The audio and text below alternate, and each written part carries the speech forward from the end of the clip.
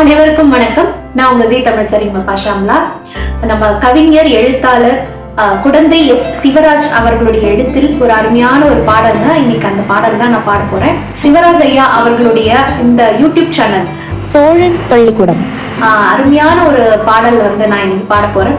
ரொம்ப நல்லா இருக்கு. வரிகள் பாத்தீங்கன்னா மின்மினி பூச்சிகளே அப்படின்னு சொல்லி ரொம்ப எளிமையான வரிகளோட, ரொம்ப இசையும் பாத்தீங்கன்னா நம்ம ரங்கநாதன் சார் அவர்கள் இசையில ரொம்ப நல்லா இருக்கு. இசையும் கண்டிப்பா நீங்க உங்க எல்லாருக்குமே பிடிக்கும். ஏன்னா எளிமையான முறையிலேயே மக்களுக்கு ரொம்ப பழக்கமான ஒரு வார்த்தைகள்லாம் போட்டு ரொம்ப அருமையான ஒரு இசை, எல்லாருமே கேட்டு மெமரைஸ் பண்ணக்கூடிய அளவுக்கு நல்ல எளிமையான ஒரு டியூன்.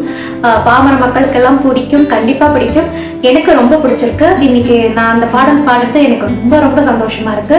ஸோ உங்களுக்காக 2 வரிகள். மின்மினி பூச்சிகளே உங்கள் மின்னலின் மர்மம் என்ன?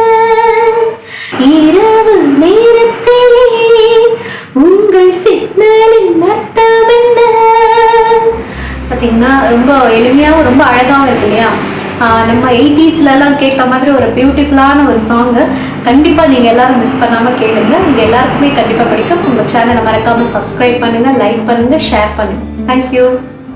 சரிகமப்பா ஜி தமிழ் சிங்கர் சியாமலா தேவி பேசுனதை நீங்க இப்ப கேட்டீங்க.